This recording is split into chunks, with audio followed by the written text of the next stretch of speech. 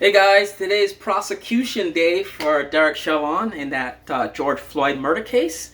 Um, Before I begin, I think he's gonna get off. I think the jury's gonna just let him go. Um, I think being black and seeing what I've seen in history, in all these cases, I think that's where it's gonna go. And I have a feeling what will follow will be carnage for the next couple of weeks in this country.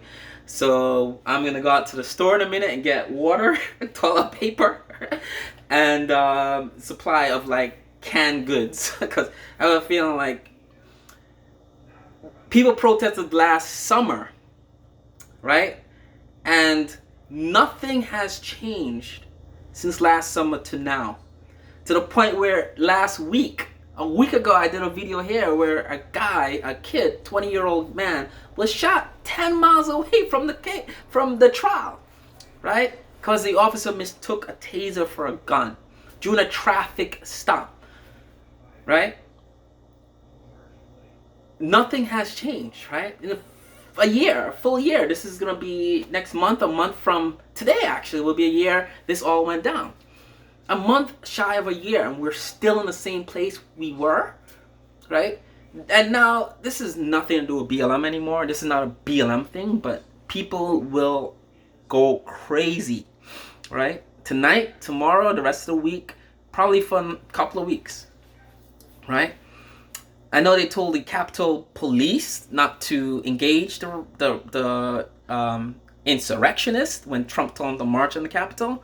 But when BLM marched in front of the same building when it was empty last summer, you had armed military police in front of the Capitol, right?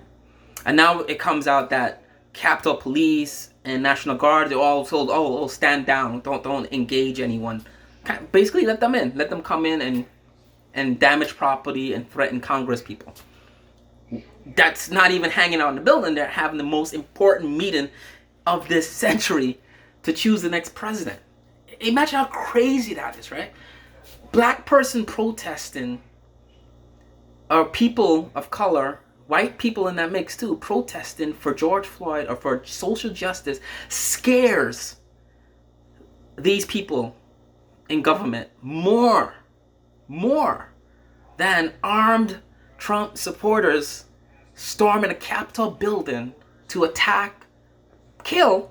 They were gonna kill people, right? Hang Mike Pence, to attack the vice president and all of Congress during the most important meeting of American history, right? Simply because of skin color and what, it's just crazy to think how scared people are of black people wanting social justice for ourselves, right? Michael Jai White was in an interview with Vlad, and I like Vlad TV on YouTube. I don't watch I don't watch a lot of his stuff, but when I do see interviews, I'm very impressed by the quality of interviewing skills. One of the best interviewer I've ever seen growing up, ever experienced, is Howard Stern. Howard Stern is and I know it's weird, but he is the best person to interview people. Vlad is probably second to Howard Stern. When he talks to people, he talks to people. It's not like, oh, tell me about the car you just bought, or, oh, you and your wife are having a baby, no, they talk to people. So he's talking about Michael Jai White, who was saying how a lot of Republican and white people and your Candace Owens and your Officer Tatum's were against BLM by saying BLM didn't represent black people progressing, right? And they're like, BLM, no, Blue Lives Matter. And then you had All Lives Matter, people saying nonsense like that to not to counter protest BLM, but to sort of invalidate BLM, right? Let's get that clear. They weren't counter protesting, they were invalidating it by saying this is BS. And it wasn't. But when it came to stop Asian hate, no one was saying, oh, well, stop all hate, stop green, stop black hate, stop white. No one was saying any of that. Everyone sort of supported it. Well, I think at that point, the counter protests from the Republicans on the right, they're kind of exhausted, right? After the Capitol riots, you haven't heard a peep from them because they saw themselves in the mirror and they saw how stupid they looked, right? Supporting Trump, supporting this counter protest nonsense, right? Now, I only kind of encounter them on Facebook still sharing feelings and opinions about what they think is what, right? But he had a good point. He said, like, why would that part of America be so against Black Lives Matter? So against black people standing up for ourselves and saying we don't want any more of this. We live here. We are American citizens too. We pay taxes, right? We work here. We want better for our kids, for our future. That insults them. But Stop Asian Hate did it. So Jai White had a point to say, why are they so scared of us?